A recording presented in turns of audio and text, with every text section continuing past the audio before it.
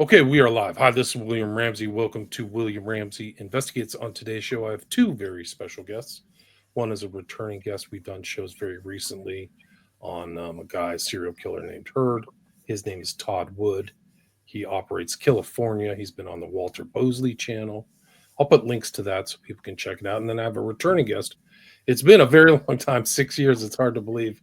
But one of the greatest researchers out there from Europe is Patrick from the program to kill uh, YouTube channel, former YouTube channel that was removed for some strange reason. YouTube is very sketchy in its decisions, but also he goes by Love, Field, and Love. So that's what you could have typed in back in the day on YouTube. If you're watching this on Rockfin, Rumble, or X, you'll see his new YouTube channel, and that is at the Deliberate Stranger.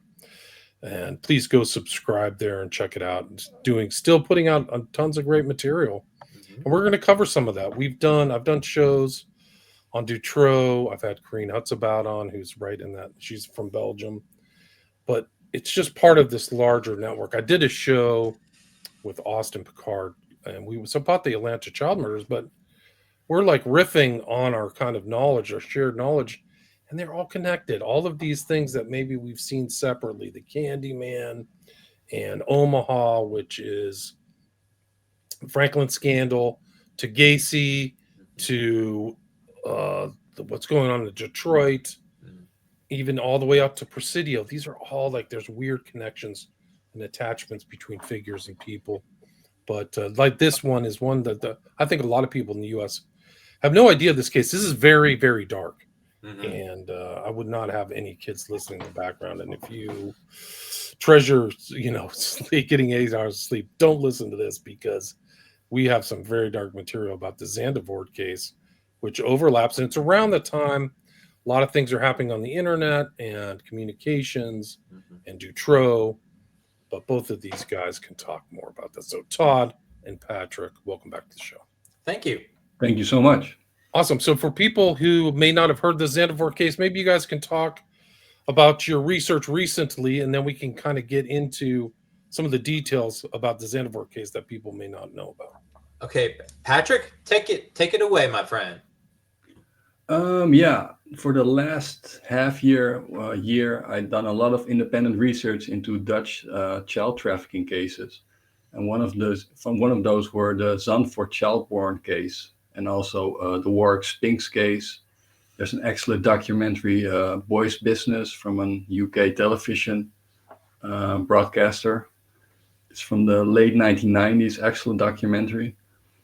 The Zandvoort child porn case was actually about a man named Gerri Ulrich from Germany, and he had a lover named Leo van Gasselt, who was a very wealthy, influential man.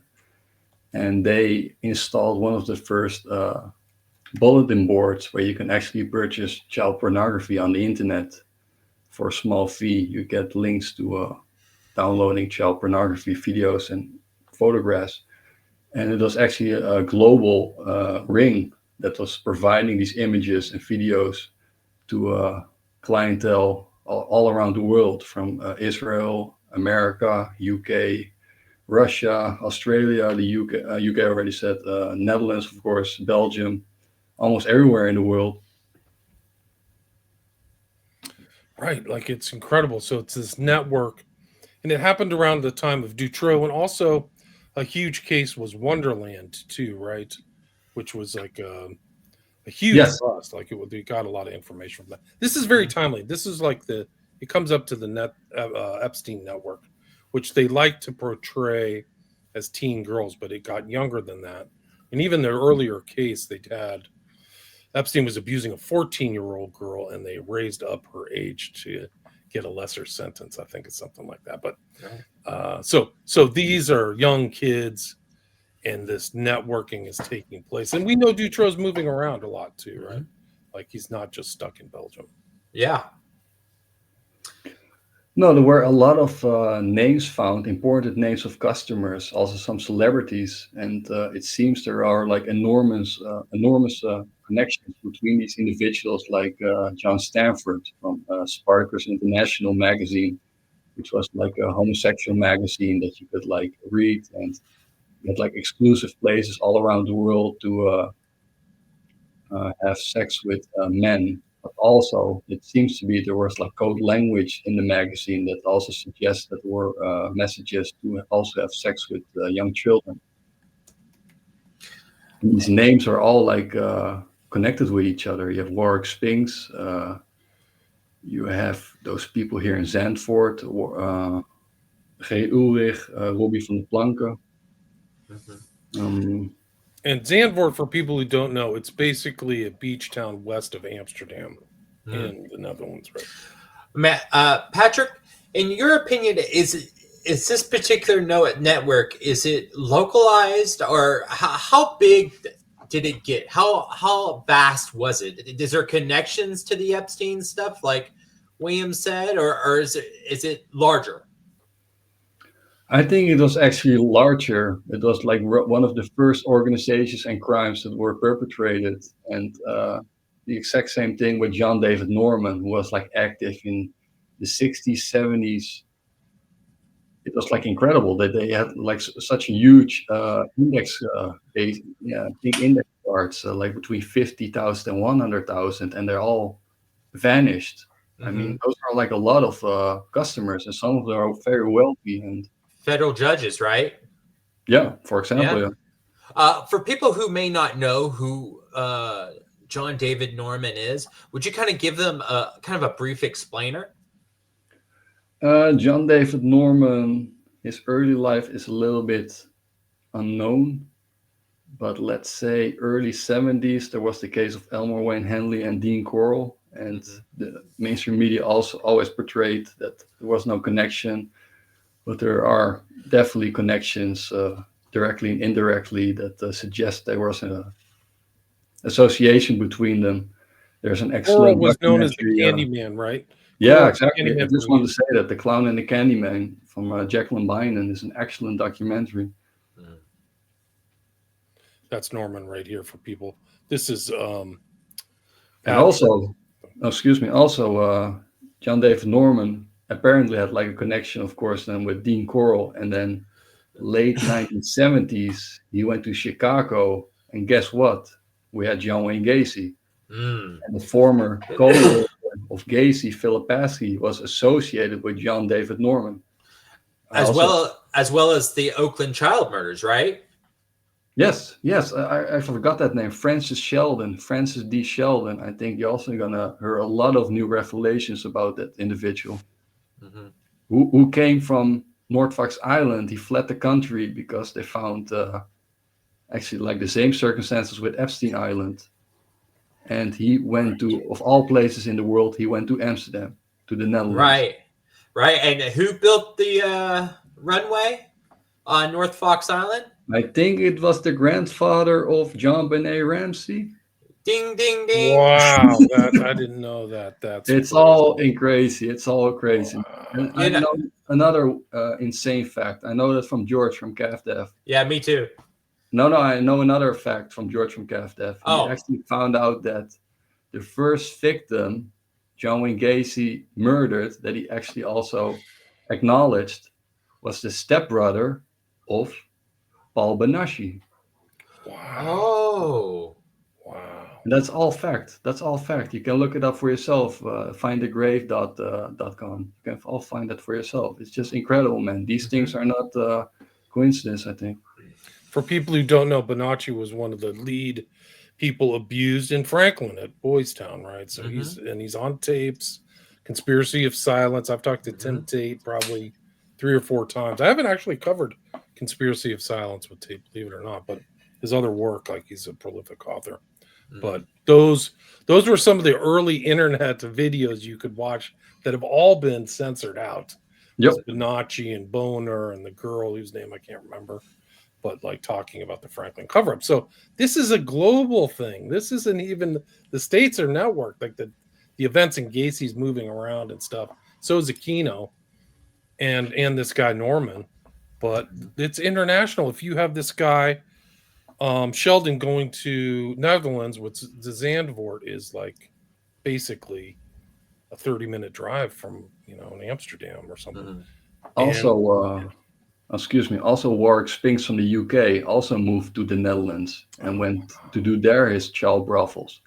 Also, Gerri Ulrich from Germany went to Amsterdam. Also, Jan David Stamford from Spark International magazines went from the UK to Amsterdam. It was like a heaven for liberal feelings and also pedophilia. And Also, some of are and you? one of the things that's interesting about Zandvoort that will do is similar to Epstein and some of these other cases is that the authorities aren't the drivers of it. Like it's like almost like citizen journalism. People Mhm. are the ones doing the work, and the guy said, "Well, all these people are getting paid and they're adults, so there's no crimes." But that's not the case because in Zandvoort they had kids and really young. This one girl who was abducted who your D Kuiper, I can't say her name, shoot. But It's also crazy. I know a few Dutch cases that the parents actually recognize their children in the Zandvoort porn collection. Mm. I also know a French serial killer. His name is Emile Louis, a alleged serial killer. Guess what? Some of his victims, and we're talking about the 70s, 80s, photographs of his victims were found in the Zandvoort child porn. That's crazy. How is that Yeah. possible? We're talking about the 70s, 80s. How are Right. those pictures of those girls in that collection? Yeah. Hey, Patrick, is there like a Satanism, satanic angle to all this?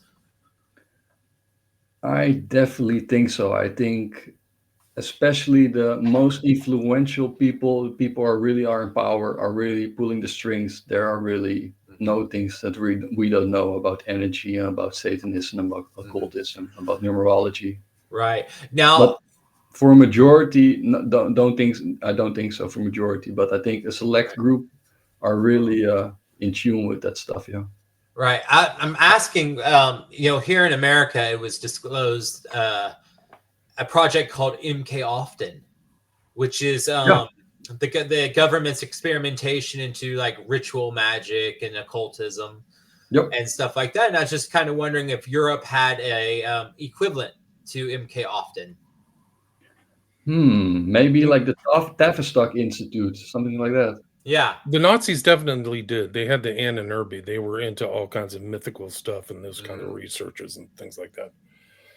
And I mean, Hitler. Yeah, this is pre-war. We can go into pre-war stuff, but I know I'm familiar with some of that stuff, like Hannison and these characters, and the Nazis in general were, but maybe not as much as state interest.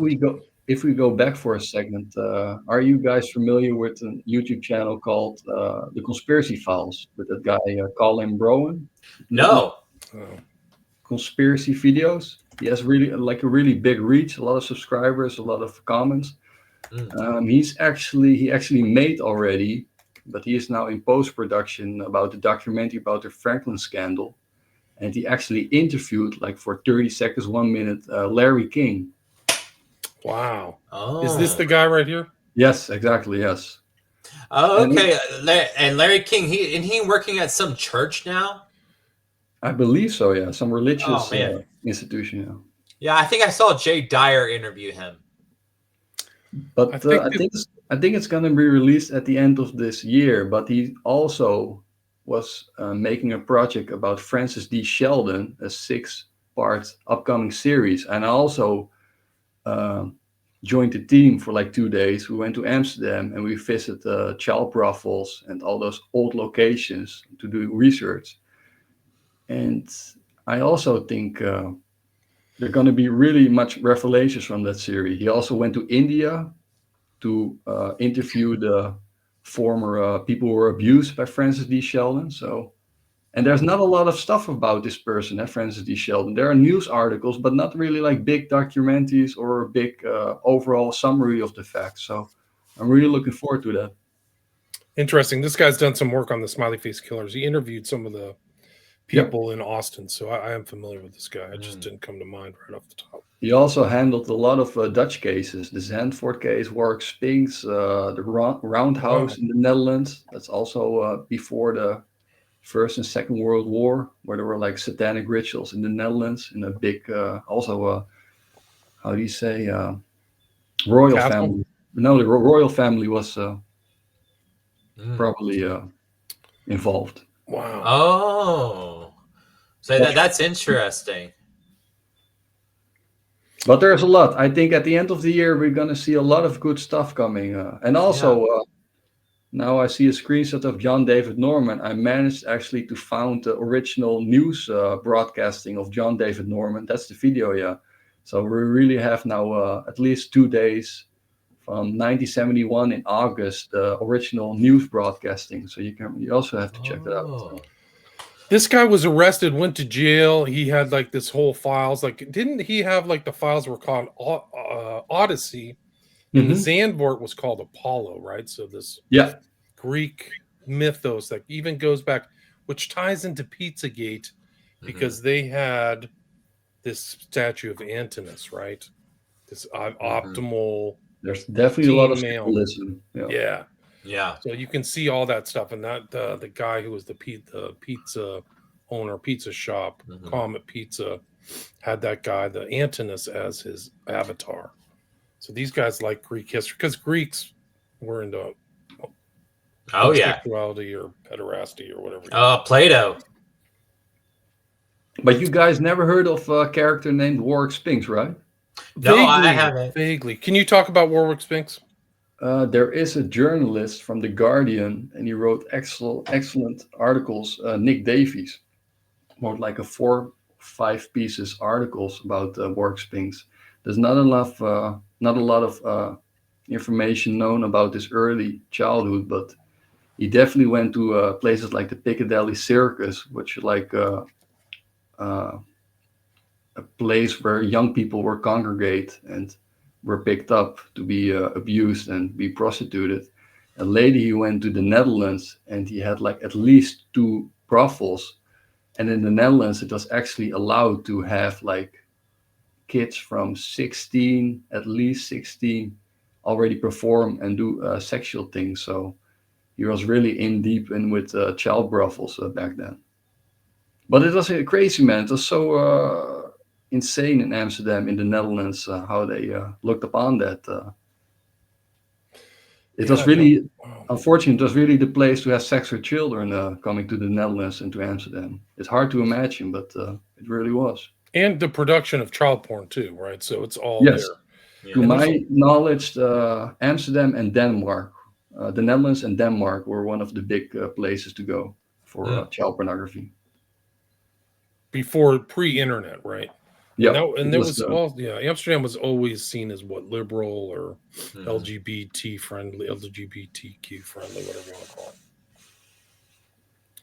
Yeah, wow. No, also about Warwick Spinks, he actually only served like a short sentence, late 1990s, and he was early released after I think 18 months or 3 years. He was released, excuse me. I was going to ask you, did he make a deal? Actually, he had like a prior release, and he actually fled the country. So they did not really do did not really do anything to purchase him, to catch him again.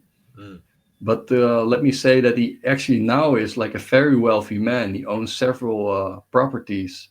He also has a website that he is renting out apartments in Czech Republic to engage in homosexual sex, but I think that's also really cover for having child sex with children and things like that. It's really insane, man. It's incredible that these people are still walking around, and I've even found pictures of him just celebrating and on big luxurious boats, drinking, eating the best food there is. It's crazy. It's incredible, man. They're on the internet. I'm looking at him. Like, here he is. There's actually, I don't know what website he is, but he is drinking some wine here. Wow, just like a lifelong international pedophile. Crazy. It's a sick world we live in. Yeah, this is not good. But like, so these guys are moving around. This is happening in an environment where kids are disappearing. that there's pictures of them, that also there's like infant rape, like there's like in the files, in the Zandvoort files and in the research, they're talking about like not children, but like infant intercourse, right? Have you heard that? About sorry, the last thing, sorry. Like baby, like you can rape babies, basically. Yeah, to my knowledge, it was one of the first cases that actually broke out that people were actually people were raping babies, yeah, young children. I mean, like newborn babies. I mean, before that, I think people were not really comprehending that and really acknowledging that that was happening. So it was really one of the big cases, one of the big child porn rings that was uncovered, yeah, back then, late 1990s, yeah.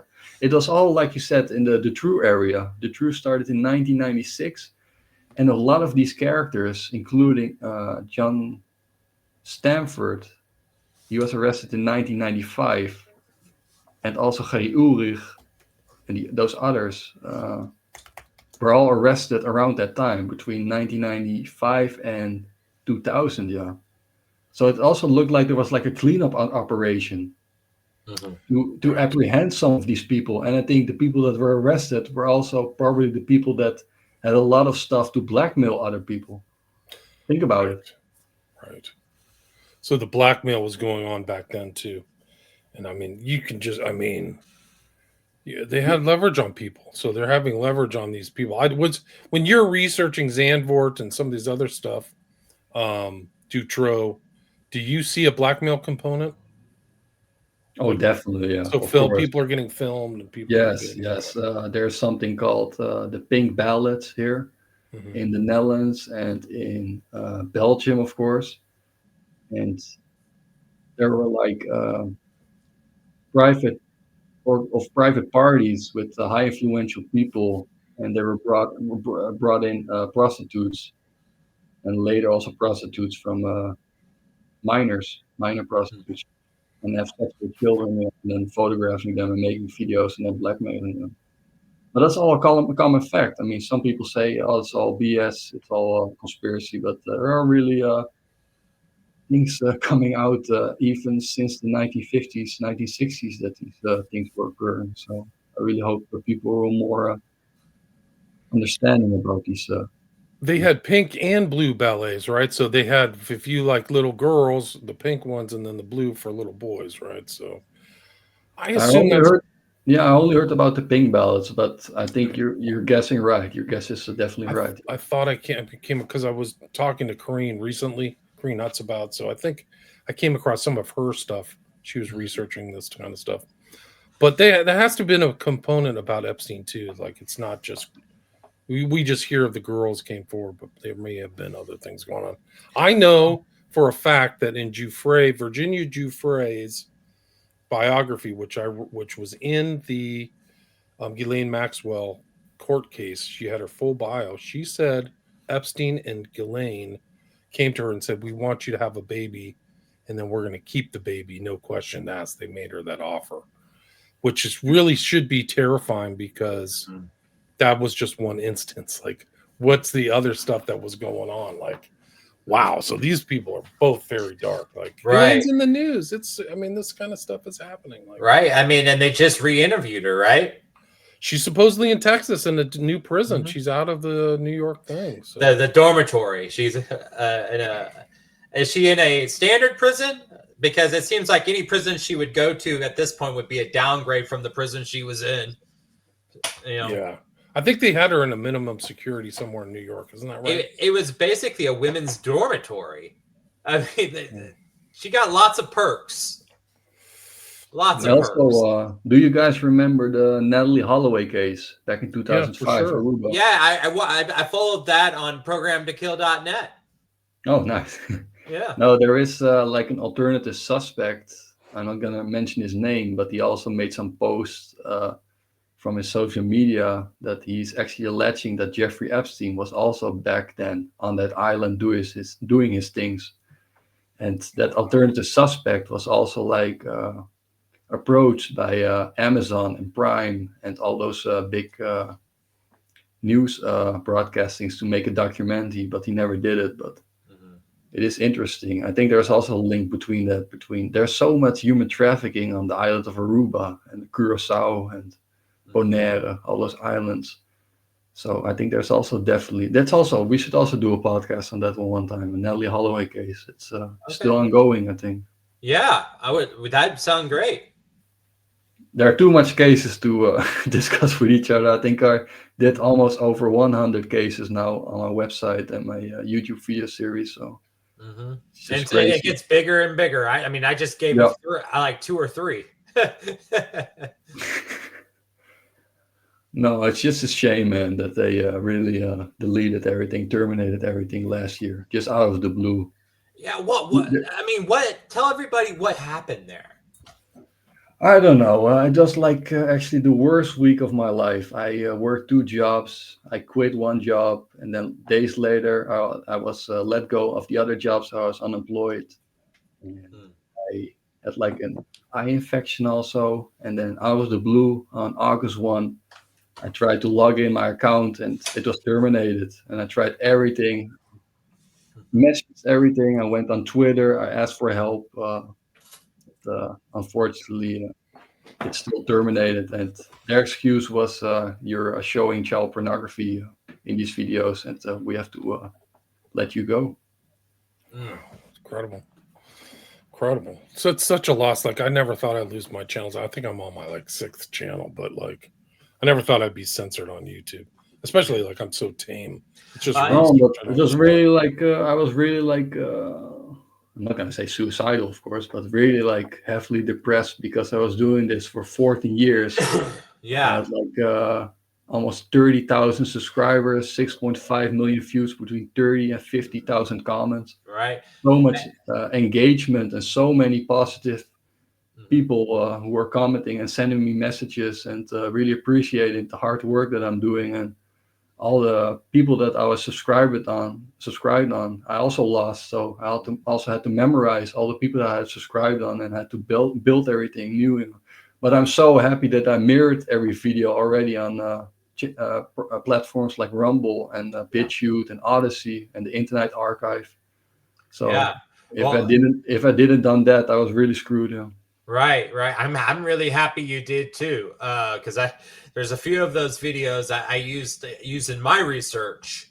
Patrick, you are a critical component of the global research community, believe it or not. I don't know if you intended that when you started Program to Kill, but no, I was only 19 years old when I started. I was doing way different things back then. Let me just say this. Anybody who wants to get into the kind of research that William, Patrick, and I do, programtokill.net, that's the place to start. That's how you get your foot in the door doing this research. That website is like the holy grail. That's taking Dave McAllen's work and going to infinity and beyond with it. Yeah, thanks, man. I've done really a lot of work. I'm like a one-man army. I'm trying to do everything by myself. Only doing a podcast or sharing information and put in a video I share with others. But I'm really doing all these productions by myself and try to handle it. The other thing is you're the counter argument to all the satanic panic purveyors. Because so many things is provable Satanism. These people are into the occult. It's not you can't just dismiss this because you have it's encyclopedic amounts of information regarding the occult. Yeah. And the MK Often stuff, and you have even stronger argument now since that stuff was released, considering they got results from the ritual magic stuff that they were doing. Mm-hmm. They literal scientific results they got. What I'm also most proud of all this research in the video series is I'm only presenting evidence and statements from other people. I'm not really speaking into the microphone and say you have to believe this and you have to take my word on this. No, I'm just showing old news broadcasting, old news clippings, old people witness statements, things like that. What I see as sort of proof that these things are really happening. Oh yeah. And the cover-ups are just incredible. And it's involving the authorities. So many of these things involve authorities, whether it's Franklin or everything. Mm-hmm. It's corruption, political corruption, just like Zandvoort or Dutroux. Just like, I mean, so it's a global phenomenon. Right. And I mean, it's also like it's an experiment happening at the same time, it seems like. Yes, I'm also on the belief of that. I think Mehauden said that most of these cases are definitely used as sort of Operation Phoenix in the home country of where it's happening. Right. Well, so I know I just talked about MK often. So in science, you start in an experiment like that, you start in close quarters. Like they did their experiments at Fort Avery, but seeing that they had results from there, the logical next step is to upscale. Mm-hmm. So once you upscale, that's when you get your Operation Chaos, Gladio. Gladio, and everything like that. No, they're really smart people. We shouldn't underestimate them. They're really devious with figuring this all out. Yeah. Like it's a test case, and it's almost like there's some kind of a Wizard of Oz behind the curtain, managing this and deciding, oh, this guy's got to go. We have to kill this. We have to put this story. We have to spike this story, promote this, minimize this, and then somebody using the information. Like somebody had that information. Maybe that the same thing that's just happened in Epstein, where like these people were supposed to reveal the Epstein turned into ring wraiths, and then maybe have all the information. Like people are saying, there's a commentator, Alex Craner, who's a geopolitical analyst, who said that what may have happened is that Trump and his squad got all the compromise and said, this is too good to not use. And now you're seeing kind of results of that compromise in the national media in the US, because some of these people who are going after Trump now don't seem to be going after him with such great intensity, he's got the goods. And that's probably what Zandvoort was, right? I heard that too. And like also you got to take into consideration like the ramifications of blowing the lid off something like that, right? Yeah. Like you find out, next thing you know, you find out like the Mahmoud bin Shari or whatever his name is at Saudi Arabia. You know, you Mohammed bin Salman, you find out that dude's like gay or something like that, and all the progress he tried to introduce to that state just goes out the door overnight. Right. So their private image is totally different than their public image, right? Right. Exactly. So the ramifications of like releasing all this stuff may be huge. Let me ask you guys, what do you think? Do you think Jeffrey Epstein is dead or alive? Dead. Well, I think he had to die, and there's been 2 autopsies. So I think that his family did an independent autopsy. Yeah, so I think he was dead. I do remember seeing those photographs with that guy lying on the stretcher, and he didn't really look like Jeffrey Epstein. So that was really like a red flag, right? Right. That's what Dr. Joseph Farrell thinks too. He thinks that he may be alive. All I know is that video footage that they released, that footage is crap because it's 2 different videos spliced together. Yeah, it's total trash. Yeah. I mean, it just shows that it's a cover-up. A cover-up is going on, There's too much information. I think that Mordor would fall. The great seeing eye of Sauron would just like fall down if they released the real Epstein file, because it would involve so many people that we know. Like, you don't see there's. Well, and Epstein's whole thing too. Like, people don't talk about the dude was basically a eugenicist. Yeah. Right. He wanted to create an army of little Epsteins, the same way Elon wants to create an army of little Elons. He's done it. Elon's already done it. There's like 15 of his kids somewhere around or whatever. So yeah, I guess we can call that a little army. Yeah, wow. So, but Spinks, for people who don't know, there's like snuff films involved in this whole thing. So it's not just like baby raping type stuff. There's like these kids are murdered eventually. I mean, that's the Cooper one that you had on your page, is that she ends up, they find her body like like 2 weeks, 6 months after she disappeared, right? What's her name? Yeah, Katrien de Kuiper. Katrien de Cooper. Yeah, this Yep. girl. Yeah. I mean, you think JR. they were sacrificing people on the island? On Epstein Island? Yeah. Yeah, I think you can bet your money that some shady things happen there, yeah. And you're on an island, so nobody can hear you, and Right. you can drop off everything with a boat, right? Right. Well, not only that, if you have an incinerator, it only takes 48 Yep. hours. What I also found creepy is Ghislaine Maxwell, that she had like she could dive on the water with how do you say submarine? She had like Right. She had a submersible submarine. Yeah. yeah. Thank you. These And people- helicopters. She was really the brains of the whole thing. Like it wasn't Epstein was kind of a front, right? but really the sophisticated person who was intelligent. Don't you also think a little bit that those people are also like the scapegoats of this whole show? Absolutely. Okay. Oh, Absolutely. Yeah. Oh, These are yeah. huge networks. That's the whole thing. Yeah. All these like pedophile networks are huge. Because you remember, of course, Ghislaine Maxwell, her father also died under mysterious circumstances, right? Right. He's connected to the Mossad, right? I believe so, yeah. But it seems like these people are already like blackmailed already with sort of entrapment in these sick games they're playing. So it wasn't like coincidental that they were being chosen. I think they were already like being they've got dirt on them, right? So they have dirt Yeah. on Epstein and Ghislaine Maxwell too, right? Right. And Ghislaine was really into Atlantis, apparently. Mhm. So, One of the interesting things about Maxwell, which I think that both Epstein and Ghislaine were involved in, is the father was heavily involved in intel, but he wasn't just involved in one intel. He was involved in the CIA, MI6, KGB, and the Mossad.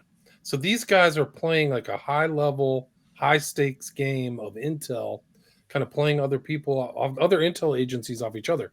Robert Maxwell, his real name is actually Abraham Laszlo. That's his real name. Robert Maxwell was working with the KGB to get Jews to come to Israel. He was working with MI6 on his publishing thing. MI6 financed Robert Maxwell's purchase of Pergamum Press. And he also was tinkering around with the CIA. He was trying to get information from Prescott Bush, like literally Daddy, Grandpa Bush. They're asking questions about Robert Maxwell. So he's in these high level, elite families and all the stuff like that. He was, and obviously when he died mysteriously off the Canary Islands, literally off the coast of Africa, he got a funeral with the head of Mossad and like 5 prime ministers of Israel. So, and buried in I think it's the Mount of Olives. This is a very coveted place to be buried. He was involved in also Dimona and the Vanunu affair and all this stuff. He was involved in so many things. Holy smokes. Mm-hmm. He's a real piece of shit too, but he is a remarkable character.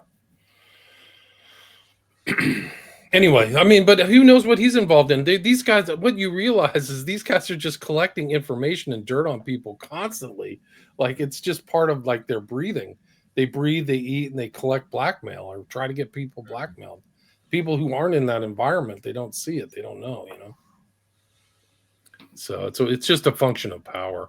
And these kids are probably, I mean, what's really sick. It reminds me of the scene from The Godfather, where I think it was the second Godfather, where they blackmailed the senator, remember? They killed a prostitute. And there's blood everywhere, and the senator's like, I don't even know what happened. Yeah, here's Robert Duvall pretending to be your best friend in the whole world. We can cover this up, buddy. Yeah. And then next thing you know, he's just parroting how great the the family is. The Godfather is in Congress, right? So like, how different is it from reality? Like when this girl gets killed, whatever. De Kuiper or Dayart or one of them gets killed in the presence of one of these powerful people, and then maybe that's where they got the freaking blueprint is from The Godfather, right? Right. So, yeah. Shall we switch over to another case? Like let's do it. Yeah, I know that you're really into the Herb Bellmeister case, and as an employee of a thrift store, I am too very interested in this case. So yeah, take it away. Yeah. Which of you saw that new Hulu series about her Baumeister? It's like a 3-part series. I haven't seen it yet. No, I haven't Oh, seen it's it. very good. It's with Okay. one of the, I can't say really accomplice. I think it's maybe accomplice. Yeah, Mark Goodyear. It Mhm. was the first time that he was actually before the camera giving an interview. Uh, Before that time, he was always in black. You couldn't see, only hear him. But he made some really disturbing revelations. My personal view of the Baumeister case is actually that that estate was actually used as some kind of mm, let's say safe house, or like a sort of kill room, a sort of kill house to just get people there, murder them, bury them in the woods, putting them, setting them on fire, and perform rituals. Mm. Wow. It's So a is Fox this what you're Hollow. talking about? The Fox Hollow Yeah, Murders Playground yes, of a it is. serial killer? Okay, it's on Apple You, TV. there's also like a lot of weird paranormal activity at Fox Hollow Farm. There are like countless of people claiming that they saw ghosts, heard noises, still to this day. So there's Okay. definitely some weird paranormal activity in Mhm. that area. But I read like all the books on her Baumeister. I tried to see every documentary, tried to read all the blogs on the internet, things like that. And to my opinion, um, that family, her Baumeister had children and a wife. That family was not really much home there. Most eyewitness statements actually said that everything was dusty.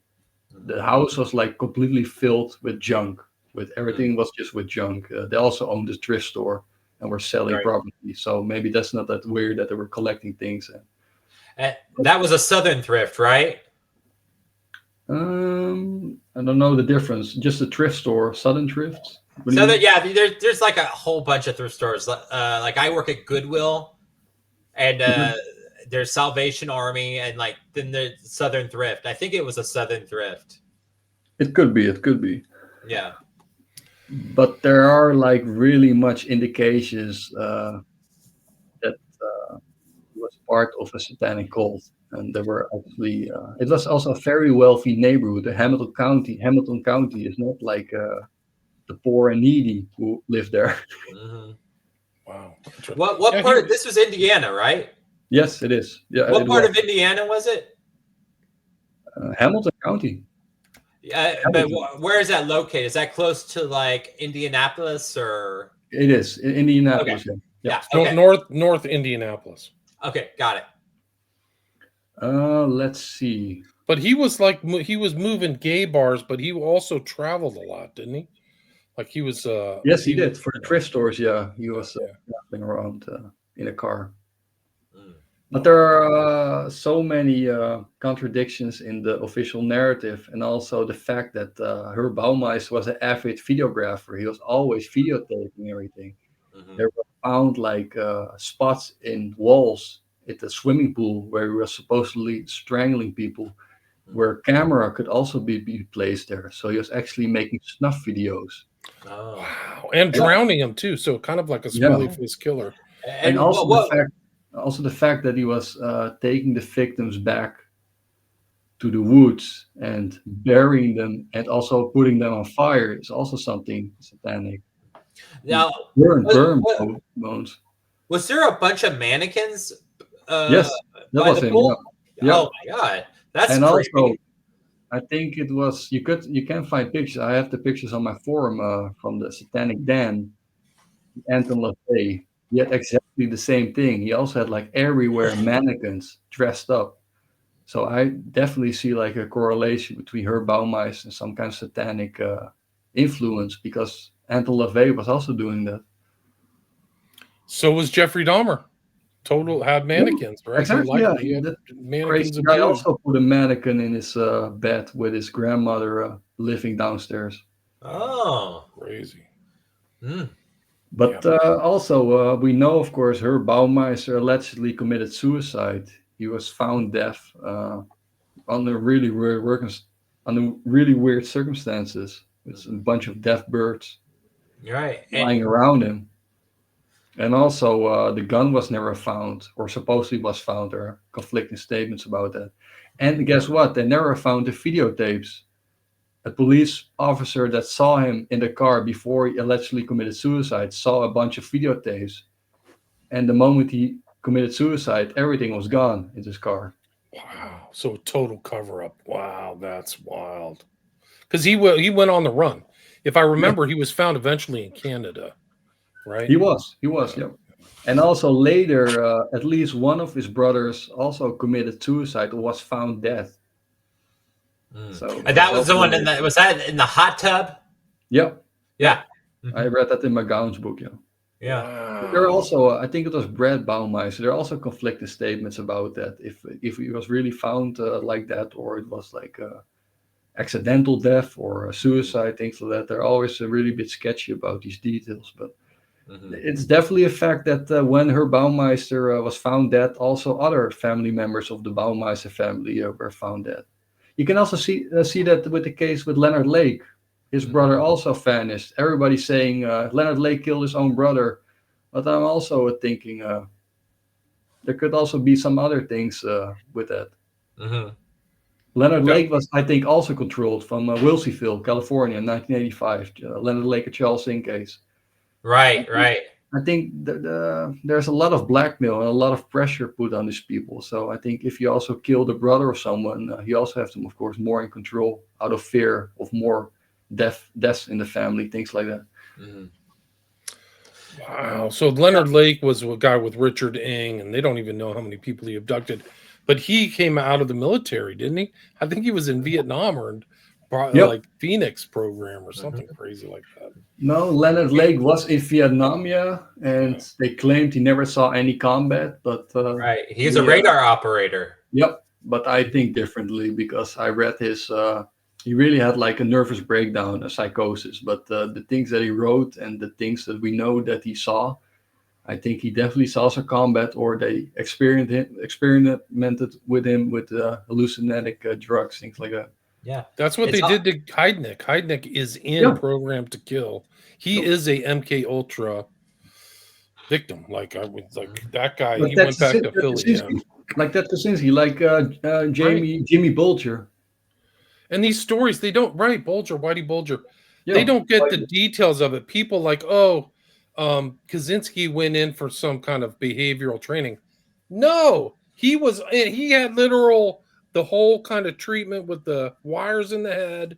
Yep. And they graded him. And also, they did that it for other 3 guy, years.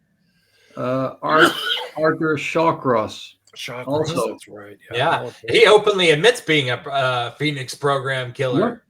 Yeah. Let's go back to, like you said, Gerri Heidnik. He was stationed in Baumholder, Germany.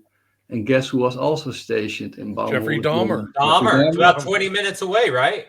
Yeah, but also Albert DeSalvo, the alleged Boston Strangler. Right. So we had at least also 3 serial killers all sent down to the same military base, and at least one serial killer case was being proven there was MK Ultra experimentation. Right. Who doesn't say Jeffrey Dahmer and Albert DeSalvo also had some experimentation upon them? Right. And of course, there's speculation that Dahmer may have been connected to the Hand of Death, and I mean, guess what? Dahmer always said vehemently he denied being raped, being sexually abused by anyone. He only admits it one time that he was sexually abused by a street priest named John Paul Ranieri.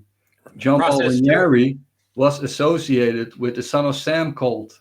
So we have a former process member from the Son of Sam cult, went to Wisconsin, to Milwaukee, and raped Jeffrey Dahmer, who later became a serial killer. Right. But I believe Ranieri raped Dahmer back. Yes, he raped Dahmer in, I think, 1990, in Thanksgiving Day, 1990. Yeah. Something with a candle. We don't have to go into details. Exactly. No, but it's crazy, man. If I really put all these things on paper and read it out loud, I think you will fall from your chair. Yeah, no, it's I call it this.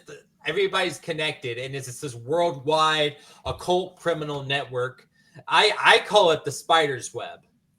Yep. because of all the interconnecting strands.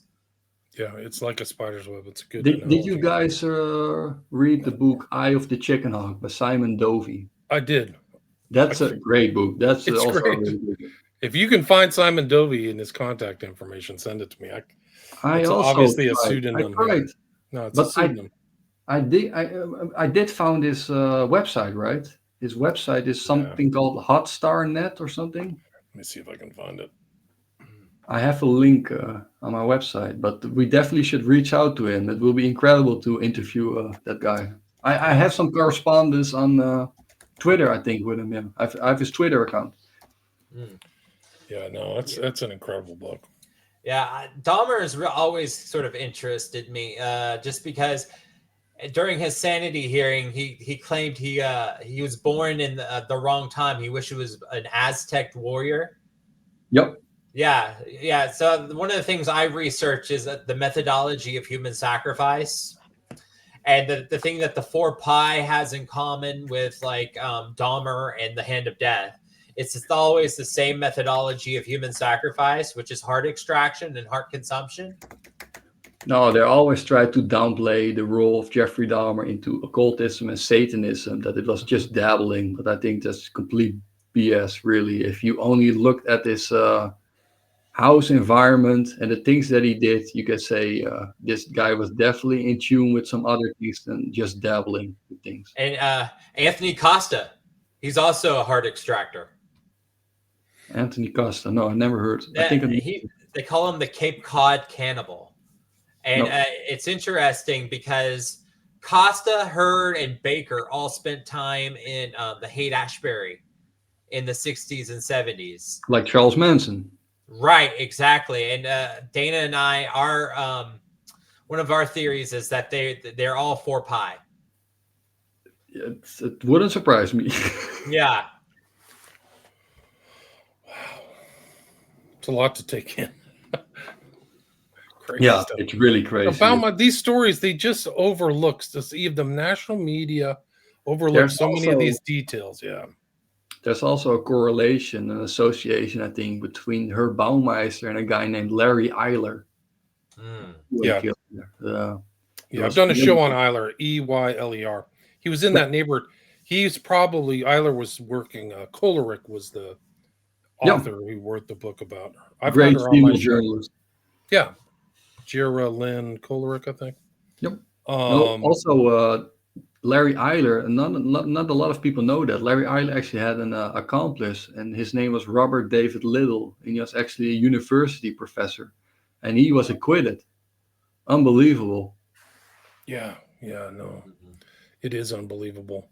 And they were doing dark stuff too. And they were smart enough to move jurisdictions too. Yeah, and exactly. So was Jeffrey Dahmer. Like, he moved out. He was in Milwaukee, but I think his last 4 or 5 killings were Chicago, right? So when I was working at Food Lion 20 plus years ago, one of my coworkers actually went to a Milwaukee Bucks basketball game with Jeffrey Dahmer. Wow. Really? Yeah. How did that connection happen? They were working together. Oh, okay. You work at the chocolate factory or whatever? Yeah, something like that. Did you know the timeline? Do you know the specific timeline? Which year? No, I have no idea, because I was a young know-nothing. Oh. And I didn't know anything about all this, and he just was bragging sort of about it, and I kind of didn't think anything of it.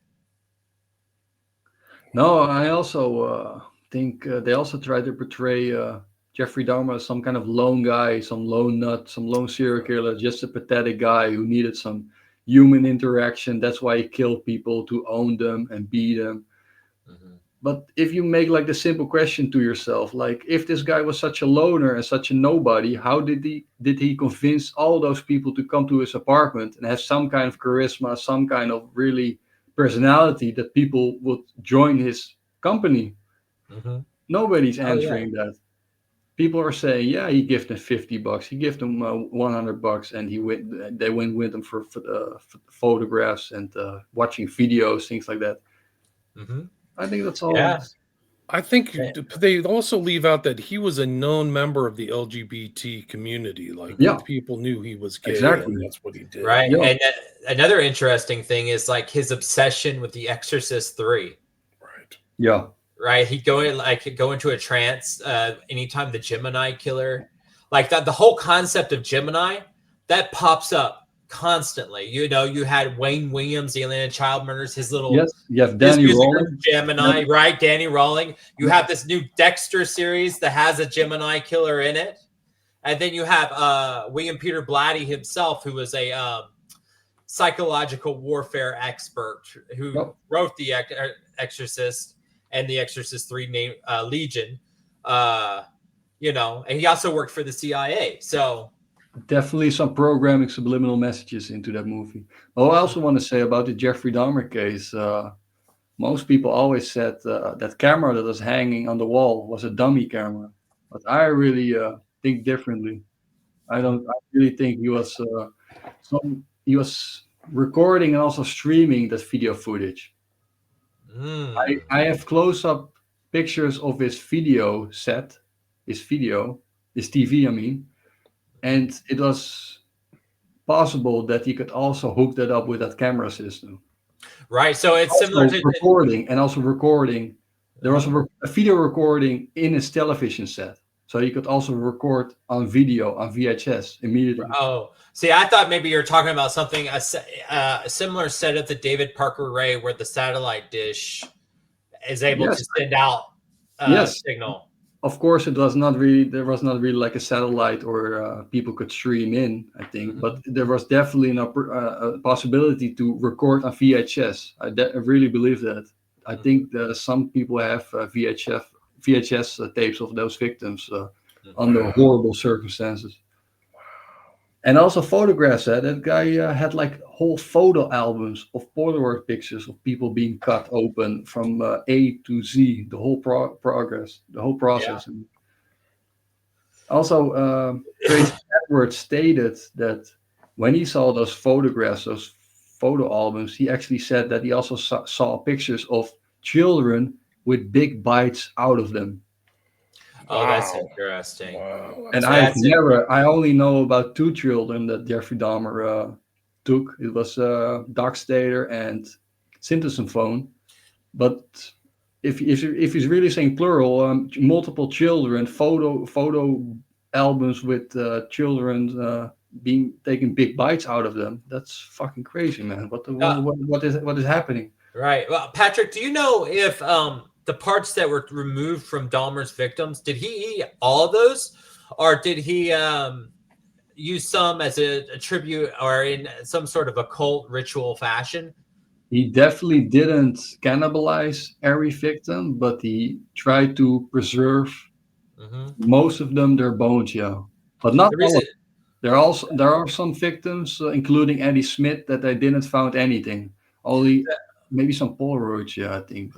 That's interesting. I'm asking because obviously that the heart extraction and the other organ extraction and everything like that. With the Hurd case, their belief system, and this may be a 4-pi thing, it may just be a Hurd thing. It's okay to kill people as long as part of the body is used as tribute. Yeah.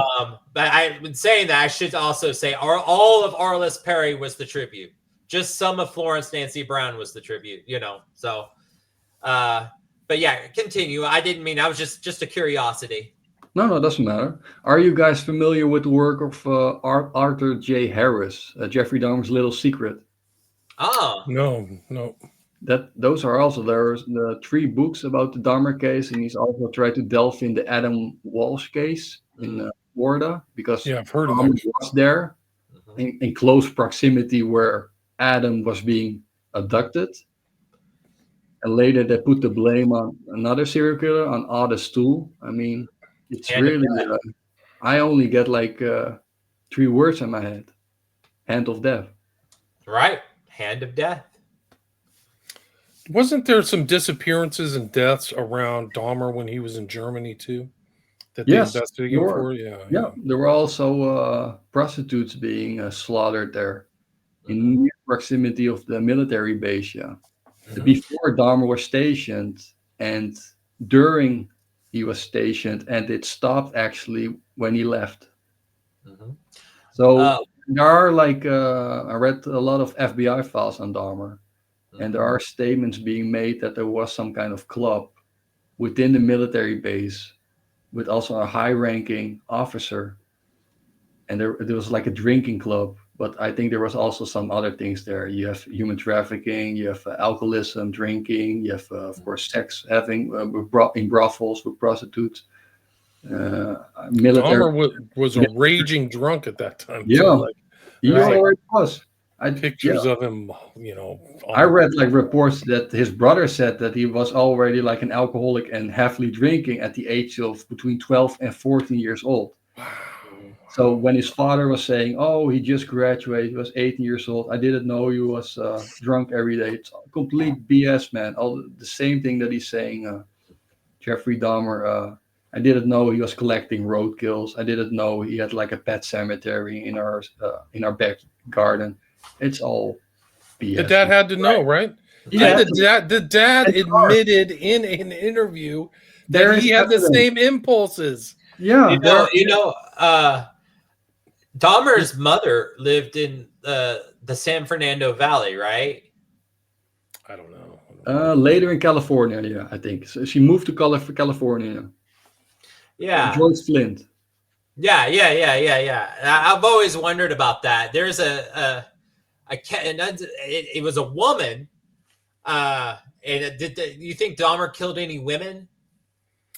I think he did some really horrible things in the military base at Baumholder, yeah, because there were also other privates, soldiers that saw him completely under blood, and with also with knives with blood on it. Right. So, and it wasn't his blood. So where did the blood, all of them, came from?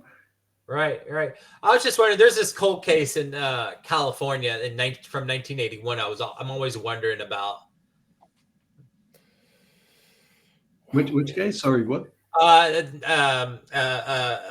Diane Brown, 1981, and her body was found dismembered in San Bernardino. She was last seen last heard from in Riverside County. And she was picked up by 3 dudes. And so it's just something I've always wondered about, No, it's an unknown case for me. I can't really say. I don't know. Yeah. No, but it's, maybe we should wrap it up. Yeah, but also, Guys, we had 250 listeners, so thanks everybody for listening. Please share the show.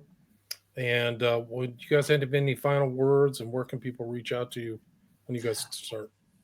I just want to say thank you, Patrick, for coming on so much. We both, William and I, appreciate it. And again, guys, if you guys want to get into doing this research, programtokill.net. Yes, thank you so much, Todd and Ramsey, that I could be here. And thank you also for adding and filling in important information. Thank you for being a little bit more engaged. But not everyone is, not every podcast is like that. We unfortunately know. Todd knows a lot. Todd has a mind of like a bear trap. I have to be able to remember stuff because I'm blind, Patrick. I have macular degeneration and Stargardt's disease. Well, same for you, William. You also had a lot of facts. You also have a lot of knowledge. Yeah. I've interviewed so many of these people. Like I interviewed Annie Schwartz, who was first on the scene with Dahmer. Yeah. I've interviewed Ulrich twice. She's really the specialist in Eiler. And I was going through. That's why when we talked 6 years ago, that was when I was going through the smiley face killings. All the victims are obviously men. So I'm like, where is this tie-in? I did in my most recent book, I have a whole chapter on offender typology. So I interviewed you and other people trying to figure out what these guys are thinking. Why is this happening? And it is interesting that Baumeister's drowning his victims. They're putting them in water for some reason. Yeah. And the mannequin stuff, that's fascinating. Yeah. still have to see and do independent research into the smiley face killers. But you made like a 3 or 4 hour documentary, right, William? Yeah, three and a half hours in Yeah, I 2017. still have to see that, man. Yeah, you can see it on my Patreon. Anybody can go to my Patreon, and all you have to do is pay $5. You can watch all 5 of my documentaries. I also post stuff there ad-free too. So if you get sick of watching stuff on or listening to things with ads, you can just go to my Patreon. I also post a lot of the videos that were censored or now you can't find on YouTube anymore are on my Patreon, where I haven't been censored yet.